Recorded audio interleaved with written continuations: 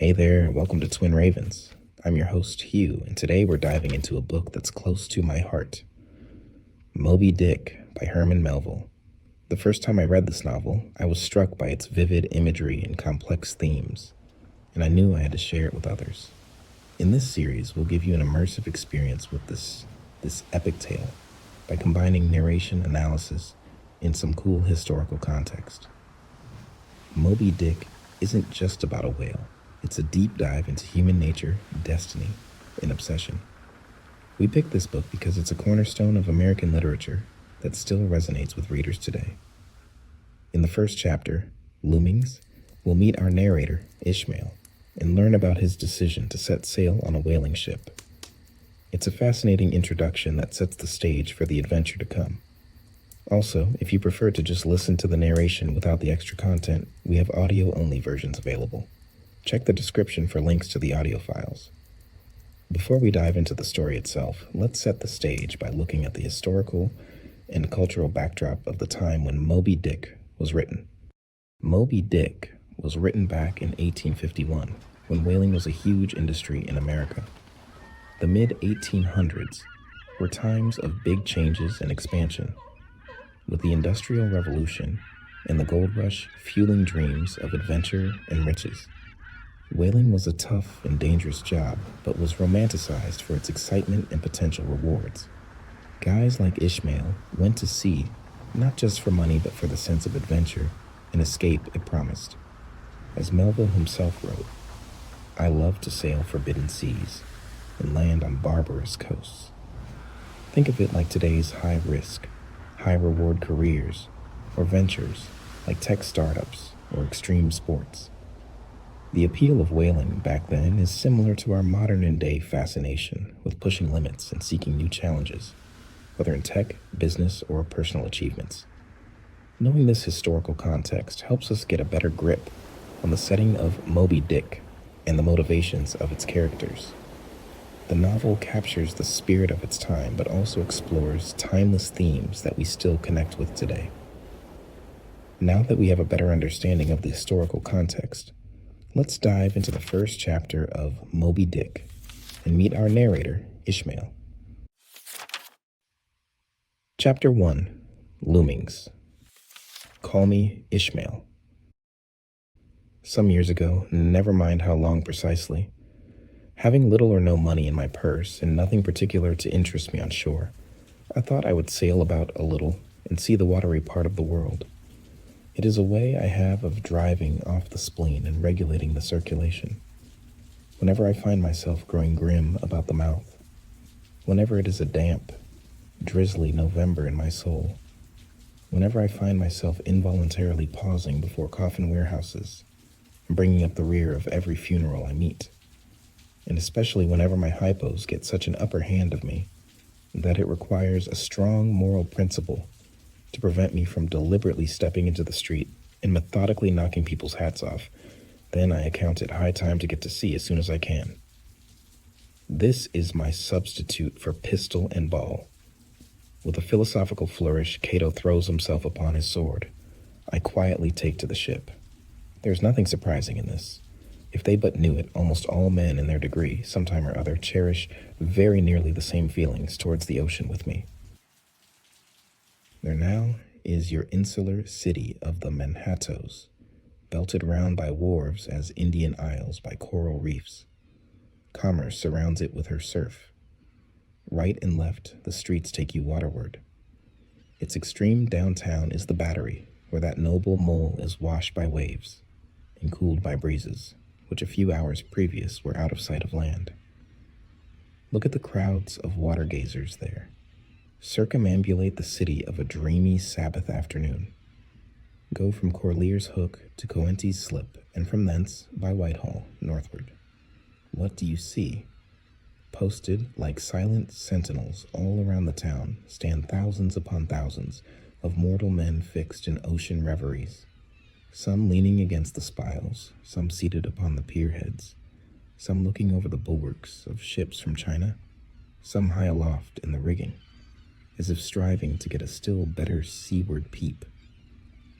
But these are all landsmen, of weekdays pent up in lath and plaster, tied to counters, nailed to benches, clinched to desks. How then is this? Are the green fields gone? What do they hear? But look, here come more crowds, pacing straight for the water and seemingly bound for a dive. Strange, nothing will content them but the extremest limit of the land. Loitering under the shady lee of yonder warehouses will not suffice. No, they must get just as nigh the water as they possibly can without falling in. And there they stand, miles of them, leagues. Inlanders all, they come from lanes and alleys, streets and avenues, north, east, south, and west. Yet here they all unite. Tell me, does the magnetic virtue of the needles of the compasses of all those ships attract them thither? Once more, say you are in the country, in some high land of lakes. Take almost any path you please, and 10 to 1 it carries you down in a dale, and leaves you there by a pool in the stream. There is magic in it. Let the most absent-minded of men be plunged in his deepest reveries. Stand that man on his legs, set his feet a-going, and he will infallibly lead you to water, if water there be in all that region. Should you ever be athirst in the great American desert, try this experiment if your caravan happen to be supplied with a metaphysical professor. Yes, as everyone knows, meditation and water are wedded forever. But here's an artist. He desires to paint you the dreamiest, shadiest, quietest, most enchanting bit of romantic landscape in all the valley of the Saco. What is the chief element he employs? There stand his trees, each with a hollow trunk, as if a hermit and a crucifix were within. And here sleeps his meadow, and there sleep his cattle. And up from yonder cottage goes a sleepy smoke. Deep into distant woodlands winds a mazy way, reaching to overlapping spurs of mountains bathed in their hillside blue.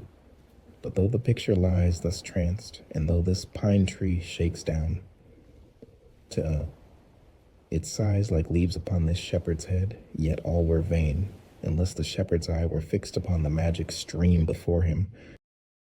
Go visit the prairies in June, when for scores on scores of miles you wade knee-deep among tiger lilies. What is the one charm wanting? Water. There is not a drop of water there. Were Niagara but a cataract of sand, would you travel your 1,000 miles to see it?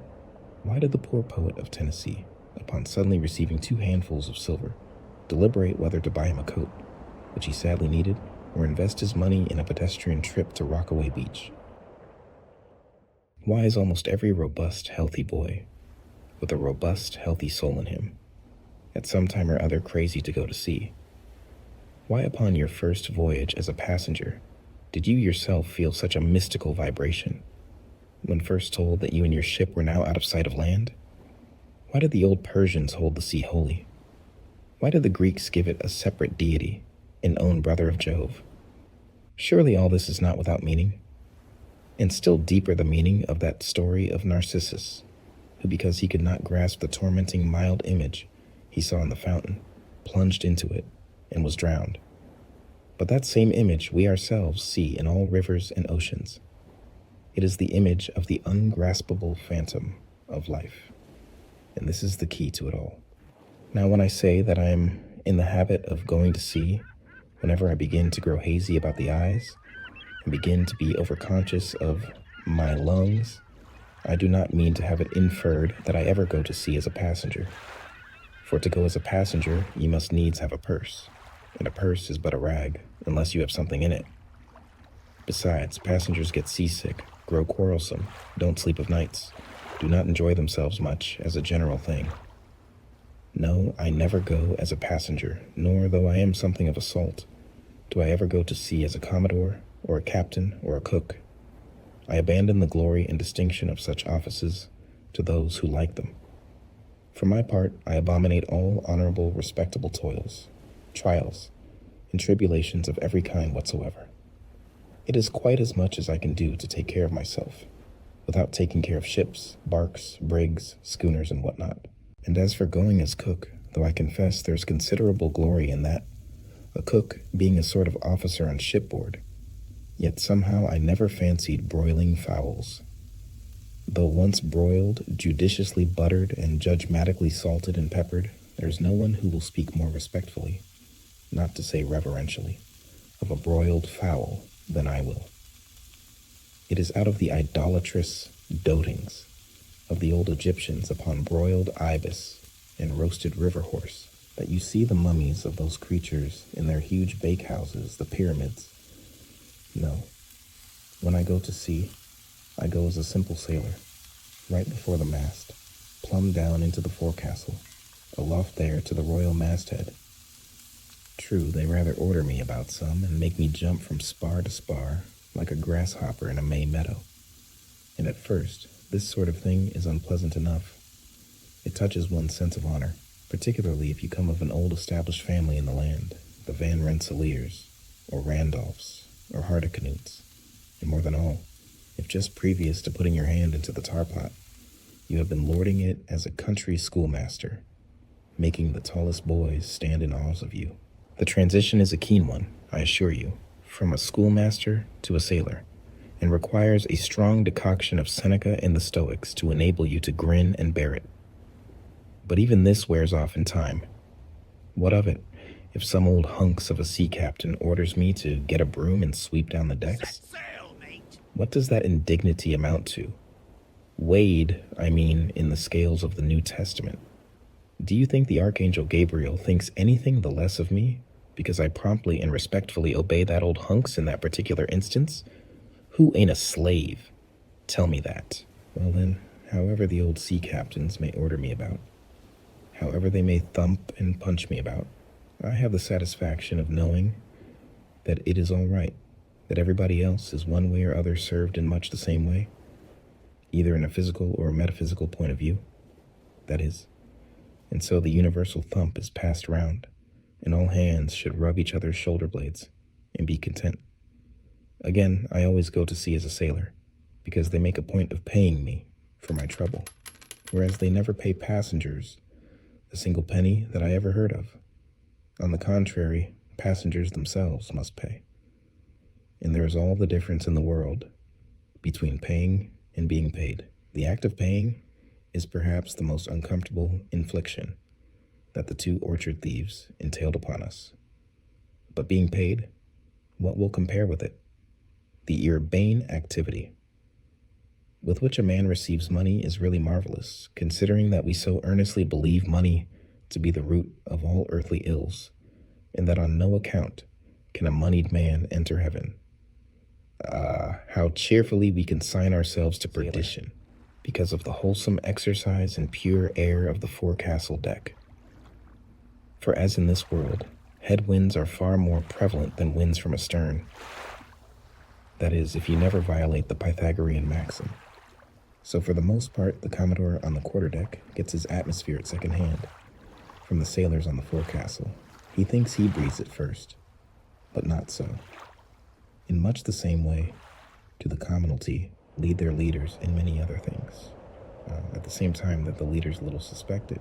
But wherefore it was that after having repeatedly smelt the sea as a merchant sailor, I should now take it into my head to go on a whaling voyage.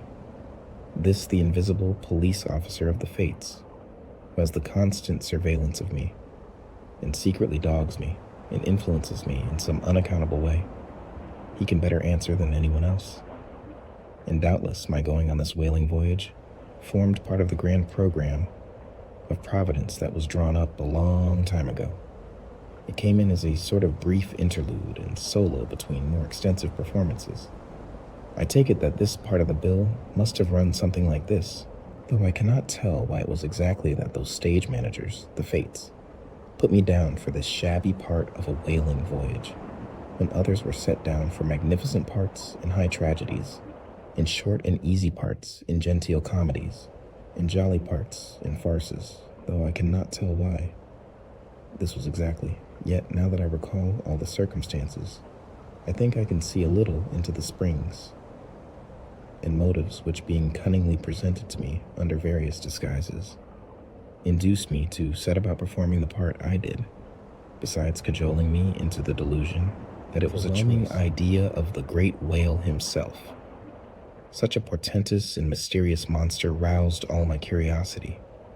Then the wild and distant seas, where he rolled his island bulk, the undeliverable, nameless perils of the whale. These, with all the attending marvels of 1,000 Patagonian sights and sounds, helped to sway me to my wish. With other men, perhaps, such things would not have been inducements. But as for me, I am tormented with an everlasting itch for things remote. I love to sail forbidden seas and land on barbarous coasts, and could still be social with it. Would they let me, since it is but well to be on friendly terms with all the inmates of the place one lodges in? By reason of these things, then, the whaling voyage was welcome.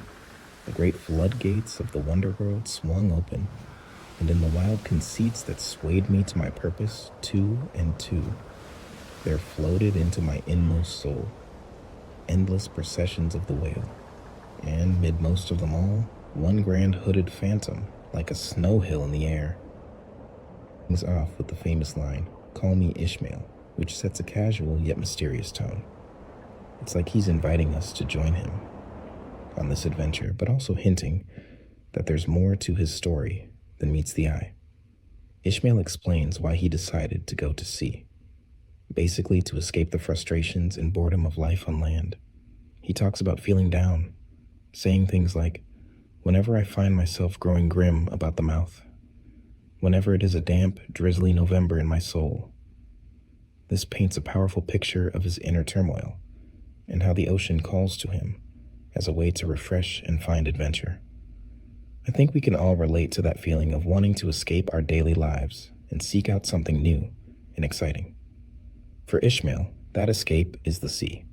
He decides to leave New York City, where he feels stifled by urban life, and head to New Bedford, Massachusetts, a bustling port town known as the whaling capital of the world.